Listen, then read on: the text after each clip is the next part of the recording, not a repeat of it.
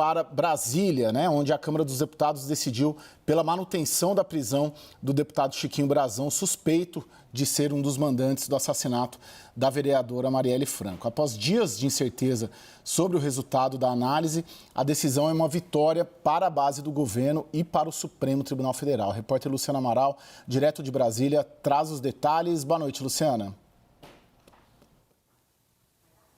Boa noite, Caio. Boa noite a todos que nos acompanham aqui no WW. Agora eu estou no Salão Verde, né? Atrás de mim está o plenário. Agora está tudo tranquilo, está tudo esvaziado, mas o dia aqui na Câmara foi bem tumultuado e bastante imprevisível até ali os últimos minutos, até que o resultado realmente fosse proclamado. O resultado, então, o placar foi de 277 votos favoráveis à prisão do Chiquinho Brazão, 129 votos contrários e 28 deputados optaram ali por se abster. Para que o Chiquinho Brazão continuasse preso, conforme realmente foi a decisão do Supremo Tribunal Federal, tinha que ter pelo menos 257 votos favoráveis no plenário aqui da Câmara dos Deputados. Portanto, o resultado ali foram só 20 votos a mais. Foi considerado um placar apertado para os padrões considerados aqui dentro na Câmara dos Deputados, quando a gente considera o universo de 513 deputados federais. De todo modo, foi um resultado muito comemorado pelos parlamentares do PSOL e também da base aliada ao presidente Lula aqui na Câmara dos Deputados. A parte da sessão para análise mesmo do caso começou por volta das 6h30 da tarde e daí até que foi rápido, viu? Tudo acabou sendo votado em mais ou menos 1 hora. O que demorou foi a análise desse caso na CCJ, na Comissão de Constituição e Justiça, essa análise que começou de manhã e foi até o início da tarde. De todo modo, a sensação antes era de imprevisibilidade, os deputados estavam muito divididos, a gente sentia muito isso ao conversar com os líderes ao longo do dia, tinha toda a emoção do crime, né, tentando sensibilizar em relação à brutalidade da violência que tinha sido cometida e também a repercussão do crime. Ao mesmo tempo, tinha muita gente que acreditava numa suposta ilegalidade dessa prisão preventiva. No plenário, vários líderes decidiram liberar as bancadas, o PL orientou contra a prisão do Chiquinho Brazão. A base aliada votou que os deputados ali realmente ficassem a favor da continuidade da prisão. Então, foi realmente o que acabou sendo decidido ali. Só para finalizar também, Caio, antes de te entregar, é importante a gente ressaltar que hoje o Conselho de Ética da Câmara também abriu um processo que, em última instância, pode levar à cassação do mandato do Chiquinho Brazão, mas aí também é um processo mais longo que ainda deve demorar mais. Volto contigo. Obrigado, Luciana. Bom trabalho por aí. Professora Graziela, a gente se acostumou a ver... Cadê ela? Está ali. Graziela Testa. Lá de Brasília. Professora, a gente se acostumou a ver, tradicionalmente, historicamente, o Congresso Nacional agir com espírito de corpo, né, e proteger parlamentares, investigados, presos e por aí vai. O que aconteceu de diferente desta vez? Eu acho que tem alguns aspectos que a gente pode ressaltar aqui sobre esse espírito de corpo, que outros vão chamar de salvaguarda, né, Caio? Muito boa noite para todos. Esse espírito de corpo implica no parlamentar pensar que num outro momento pode acontecer com ele com relação a outra questão e isso pode reverberar dessa forma. Eu acho que um elemento que dificultou para esse espírito de corpo dessa vez foi, em primeiro lugar, as eleições que estão aí batendo na porta, né? Semana passada foi uma semana muito importante no mundo político, quando fechou a janela de mudança partidária, estão se definindo as candidaturas em definitivo para as eleições municipais e acho que ainda está se testando, sobretudo no campo da direita, está se testando quais vão ser as pautas que vão ter uma repercussão eleitoral positiva e negativa, né? Então, aquela polarização muito extremada e o uso de elementos muito ligados ao bolsonarismo de 2018 pode não ter todo o apelo que teve em 2018 atualmente. E a oposição e diversos deputados do campo da direita podem ter julgado que isso pode ter uma repercussão eleitoral negativa. Então, acho que isso é um ponto que tornou um pouco mais fácil para o governo essa aprovação. Agora, por outro lado, também por conta das eleições, esse tema é muito interessante para a esquerda, né? Tanto para o governo, mas eu diria até para outras camadas da esquerda. E aí, talvez por isso, uma resistência também da oposição em dar, por assim dizer, muito fácil essa vitória. Agora, por outro lado, me parece um erro estratégico. Se isso tivesse sido aprovado semana passada, talvez tivesse rendido menos em termos de visibilidade pública, que beneficia o campo da esquerda. Bom, professor Celso Villard, teve duas teses jurídicas sendo debatidas hoje na Câmara dos Deputados. Os bolsonaristas colocaram que o Chiquinho Brazão não poderia estar preso, porque a Constituição protege os parlamentares e prevê apenas a prisão deles em flagrante para crimes inafiançáveis. E tinha outra tese que acabou prevalecendo, né, pelo placar, de que deveria ser levado em consideração a possibilidade de um crime continuado, principalmente obstrução de justiça, né, que você não tem um flagrante de obstrução de justiça. Qual que é o pensamento majoritário da doutrina, da jurisprudência e o seu propriamente dito sobre essas duas teses que foram colocadas como fundamentação jurídica para a situação do Chiquinho Brazão? Boa noite, Caio. Boa noite a todos os presentes. Eu quero iniciar essa resposta, Caio, dizendo que eu fui até de uma forma contramajoritária no meio jurídico, absolutamente favorável ao Supremo quando do caso do deputado Daniel Silveira, que eu entendia que a imunidade dos parlamentares não era absoluta e sim relativa, porque ninguém tem imunidade para pregar invasão ao Supremo ou atentado contra o ministro Supremo. Mas desta feita, há um problema maior, porque a Constituição Federal, no artigo 53, é explícita no sentido de que os deputados só podem ser presos em flagrante delito por crime inafiançável. Então, eu reconheço que o crime é bárbaro, a sociedade esperava a prisão, mas nos termos da Constituição, me parece que efetivamente não teria a prisão preventiva. Nesse sentido, me parece que havia realmente há uma questão jurídica do respeito à Constituição que o Congresso acabou deixando de lado numa interpretação do Supremo que permitiu essa prisão preventiva, mas que, como dizia o ministro Carlos Aires, é fruto de um duplo mortal carpado, porque, efetivamente, a Constituição é absolutamente clara, dizendo que não cabe a prisão preventiva. O Supremo tem precedentes que a imunidade não é do parlamentar, é do parlamento. Então, nesse caso, eu acho, efetivamente, que não caberia a prisão preventiva, mas entendo uma postura política, pelo que acabou de ser dito nesse momento da questão das eleições, entendo, mas a tese jurídica é muito poderosa no meu modo de ver. Professor, eu quero pegar esse gancho do que o senhor falou agora, porque é óbvio que é uma votação política, né? Isso está claro desde o início. Ninguém estava nem ligando, na verdade, para Chiquinho Brazão, se ele ia ficar preso ou se ele ia sair. A maior dúvida era o posicionamento do Congresso Nacional diante do Supremo Tribunal Federal, né? Com a tese correta ou sem a tese correta, se o deputado vai ficar preso ou não, porque ele é baixo clero, é mais uma representação. Agora, o quanto que o senhor vê essa decisão, da qual o senhor discorda, contaminando o resto do processo, até do ponto de vista da percepção da sociedade? Não, Thaís, eu acho da penal não vai ter alteração, porque prevaleceu a decisão do Supremo e, efetivamente, nós temos até que, de certa forma, dar graças a Deus que não se criou mais uma crise institucional, né, que poderia ser causada com a oposição do parlamento. Mas a questão que eu acho jurídica que fica para o futuro nós precisamos ter a Constituição como baliza. E, efetivamente, quando a Constituição proíbe, todos devem respeitar. Então, essa questão, porque no caso do Daniel Silveira, do deputado Daniel Silveira, falou-se num flagrante delito para justificar a prisão preventiva. Agora não tem flagrante delito. Então, efetivamente, a questão da afronta à norma constitucional, a mim me parece absolutamente evidente. Agora, sob o ponto de vista político, é absolutamente justificável num crime bárbaro que tem repercussão não só nacional, como repercussão mundial. Eu não vejo repercussão efetivamente na persecução penal, mas acho um precedente que agora está confirmado pela Câmara para os próximos acontecimentos. Parece que o artigo 53 da Constituição não vai valer. E eu acho que, quando nós estamos tratando disso, é melhor mudar a norma jurídica do que fazer uma interpretação contrária a ela, porque isso abre precedentes em todas as esferas.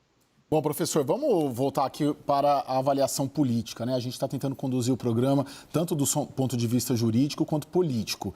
E do ponto de vista político, como eu disse na abertura, na interpretação, não só minha, mas dos analistas e dos próprios políticos, houve uma derrota do bolsonarismo. Hoje, o deputado federal Eduardo Bolsonaro saiu em defesa do Chiquinho Brazão antes dessa votação. Ele questionou se os deputados seriam reféns da votação de hoje, induzindo ali e sugerindo a votação pela soltura do Chiquinho Brazão. Vamos ver. O que mais hoje nos importa é saber se nós vamos seguir a Constituição ou se amanhã seremos reféns dessa nossa votação de hoje. É a isca para que pessoas condenem o deputado à prisão preventiva antes de um julgamento final, mesmo fora de um flagrante delito, para amanhã nós estarmos sendo encarcerados. Jussara, o quanto que e o PL também, partido do Jair Bolsonaro, fechou questão pela soltura, né, a maior bancada da Câmara, o quanto desse ativismo, vamos dizer assim, do bolsonarismo nesse caso era, surfar ali nessa onda anti-Supremo Tribunal Federal, hipertrofia do Judiciário, que é um debate legítimo, e quanto que é um receio, um medo mesmo, das ações que o Supremo Tribunal Federal conduz, principalmente o ministro Alexandre de Moraes, contra eles. Caio, boa noite para você e para todos. Olha, essa decisão hoje, né, não hoje, nos últimos dias, quando o PL começa de fato a se organizar e vai para cima mesmo, fecha a questão, isso é uma combinação dos dois pontos, tanto desse enfrentamento do bolsonarismo contra o Supremo Tribunal Federal e todos os questionamentos que eles fazem e alegam de uma exacerbação do poder do STF, mas também porque eles estão na mira de diversos inquéritos que estão lá com o ministro Alexandre de Moraes, que também é o relator do caso de Chiquinho Brazão. Então, eles juntaram tudo isso e, obviamente, colocaram, sabendo dos riscos políticos mesmo, da cobrança política em relação ao fato de votar contra a manutenção da prisão de Chiquinho Brazão. Então, ao longo do dia, principalmente hoje, que começou logo cedo na votação ali na Comissão de Constituição e Justiça, a gente viu ali bolsonaristas fazendo defesas ali, alegando que manter a prisão de Chiquinho Brazão é abrir um precedente perigoso. Inclusive, alguns falavam, em prisão em série de deputados depois da decisão de hoje que manteve Chiquinho Brazão preso. Eu queria chamar a atenção porque um dos deputados bolsonaristas, que recentemente foi alvo de uma operação, que foi o Carlos Jordi, o Carlos Jordi foi alvo de uma operação da Polícia Federal, ele não foi preso, mas ele teve ali busca e apreensão no seu gabinete, na sua casa, e na época teve muito barulho, né, em relação a isso, e ele foi hoje um dos que discursaram ali na CCJ, e ele disse o seguinte, que esse justiçamento uma hora vai chegar em cada um de nós. Então, eles usaram bastante esse argumento para tentar conseguir ali mais votos para tentar tirar essa prisão de Chiquinho Brazão, mas não resolveu muito. Inclusive, o PL teve até apoio ali de partidos do Centrão, mas na hora ali de contabilizar, o cálculo político pesou mais. A gente até viu ali que teve um ensaio ao longo do dia de tentarem de alguns deputados irem embora mais cedo, viajarem para os seus estados para não se comprometerem. Mas nesse caso, uma abstenção também teria uma cobrança política. Lembrando que além de Carlos Jordi, tem outro deputado federal também na mira ali de algumas investigações. No caso, é o Alexandre Ramagem, que foi alvo também de uma busca e apreensão em seu gabinete, no caso dele, por causa da ABIN, daquela espionagem que teria sido feita pela ABIN. Então, tudo isso, essas investigações que miram esses bolsonaristas e o próprio enfeitamento, essa postura de enfrentamento do bolsonarismo contra o STF, motivaram tudo que a gente viu ao longo do dia e eles tiveram apoio ali de alguns deputados do Centrão, Caio. Não, é interessante você colocar os outros partidos, porque o tema era muito polêmico de fato, o que fez esses muitos partidos, né, Jussara, que você menciona, liberarem as bancadas para votarem como quisessem. Vamos ver aí, a gente preparou um telão, só para a gente ter uma ideia de como cada partido se posicionou. Veja só, União Brasil, PP, Federação PSDB Cidadania, PDT, Avante, Solidariedade, Novo, MDB, PSD, Republicanos, Podemos, liberaram para a votação. Aí a gente está falando do Centrão, né? Esse grupo mais, pelo menos a minha direita aqui na tela. Contrário, quem fechou posição para soltar foi o PL do bolsonarismo e do ex-presidente Jair Bolsonaro. E a favor também, quem marcou uma posição foram PT, PCdoB, PV, PSB, PSOL e Rede, né? O bloco ali de esquerda, o núcleo duro do governo, né? Professora, qual a sua leitura ali? Claramente, governo /esquerda a favor da prisão, oposição /Bolsonaro, bolsonarismo a favor da soltura e o Centrão liberou geral, tem de tudo ali dentro. Tem partidos que uma maioria foi para um lado, o outro foi para outro lado. Que leitura política a gente consegue fazer desse desenho ali? Os extremos muito bem delimitados e o centro não bem claro, a posição política clara sobre essa questão. Então, eu acho muito interessante essa apreciação dos partidos, Caio. E se a gente olha para a orientação na CCJ, para a orientação do plenário, ela muda um pouco, né? Então, por exemplo, eu queria destacar a União Brasil e a hesitação em relação a se posicionar.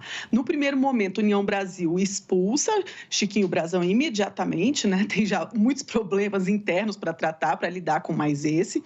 Na CCJ, orienta a favor da soltura e uma vez que na CCJ há uma votação algo confortável, no plenário já libera a bancada e já não abraça mais esse aspecto. Então, para mim, o interessante de observar aqui dessas orientações em plenário é como que isso que está... Eu acho que ali é muito partido para a gente chamar todo mundo de centrão, né? Mas aquela grande quantidade de partidos está com uma dificuldade de lidar com esse tema, né, que é muito polarizador e que provavelmente em 2018 atrairia muitos votos, e isso consegue adiantar um pouco para a gente que talvez as eleições desse ano vão ser menos voltadas para esses temas muito polarizantes, né? Quer dizer, se a turma está fugindo desses temas é porque talvez eles não tenham toda o brilho, eles capturem o voto do eleitor, eles sejam tão agradáveis ao eleitor como se esperava. Eu acho que outro elemento que cabe a gente encaixar aqui é que muitos desses partidos têm uma ligação forte com o campo do conservadorismo, e uma das agendas no campo conservador é o que se chama de punitivismo penal, né?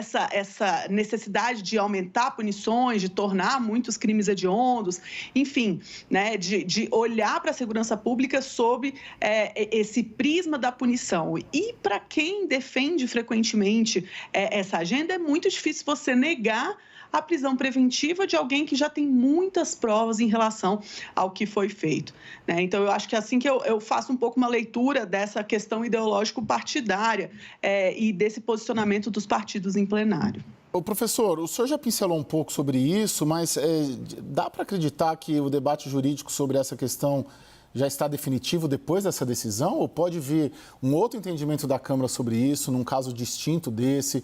Pode vir o Supremo Tribunal Federal de novo? Pode vir algum tipo de legislação ali dentro do Congresso? O que esse episódio de hoje pode dar como diretriz para os próximos casos semelhantes? Não, acho difícil uma modificação do quadro. A prisão preventiva confirmada deve apressar o rito no Supremo Tribunal Federal, o próprio processo, a acusação e o julgamento, que nós estamos tratando agora de réus presos. não vejo hoje um quadro para se modificar a situação de prisão preventiva dos réus, a menos que aconteça algum fator externo, alguma contraprova, mas que não parece hoje absolutamente provável. Eu acho que a tendência é que eles aguardem presos o julgamento e aí, se forem condenados, permanecerão presos. Mas em termos de prisões preventivas de deputados no mandato? Então, eu acho que esse é o grande debate, né? Eu acho que essa é a grande questão. A partir do momento que, diferentemente do caso anterior, em que se falava num flagrante delito, nesse caso, falando de uma prisão preventiva, pura e simplesmente, na verdade, eu acho que o precedente está aberto e, efetivamente, eu até quero colocar, Caio, se você me permite, o seguinte, tem um debate que é o seguinte: deputado deve ser preso pelas regras da prisão preventiva como qualquer pessoa do povo? Acho até que sim, mas não é o que disse a Constituição. A partir de agora, no entanto, eu acho a confirmação da tipo de qualquer deputado que esteja envolvido num caso em que caiba a prisão preventiva poderá ser preso pelo Supremo Tribunal Federal. Acho que essa é uma consequência para o futuro. Talvez seja melhor para o país, mas, repito, tem um problema de ordem constitucional. Jussara, agora o Congresso Nacional já desde o ano passado, já desde essas operações contra os bolsonaristas, já vem articulando e operando ali projetos de blindagem, de proteção, semelhantes até aos que o próprio Congresso também elaborou e aprovou no pós-Lava Jato. Dá para prever algo por aí nas próximas semanas, nos próximos meses, ou aquela mobilização de semanas atrás, ela evoluiu de alguma maneira? Caio, de fato, a oposição, diante das operações da Polícia Federal, de algumas medidas do Supremo Tribunal Federal, tem questionado, tem pressionado, inclusive, o comando das duas casas, tanto da Câmara quanto do Senado, a votar projetos que possam ali delimitar, dar algum limite para essas as operações, por exemplo, da Polícia Federal, como eu mencionei há pouco, sobre aquelas operações nos gabinetes dos deputados. Apesar da pressão, nada disso avançou, o que mostra que a oposição não tem lá essa força para poder pautar esses temas. Então, agora, diante da decisão de hoje, é possível que haja alguma proposta nesse sentido, de uma emenda à Constituição, que possa, enfim, começar a levantar esse debate sobre esclarecer mais esses pontos, né? Como disse o professor, dar o limite, por exemplo, como foi dito hoje, né? Era a decisão, o crime do qual Chiquinho Brazão ele é acusado, a decisão política da Câmara, por exemplo, se fosse de soltar, teria um custo muito alto. E por mais que isso seja o correto, o que esperava ali a população de modo geral, da manutenção da prisão, precisa ali, mesmo dentro do Congresso, um entendimento que precisa ser esclarecido, mas para isso precisa ter força no Congresso para colocar esse tema no debate. Mesmo nas outras situações que eu mencionei aqui, que, por exemplo, dos procedimentos da PF, até agora a oposição não conseguiu se organizar minimamente para colocar esse assunto em pauta e não tem clima para isso até agora, Caio.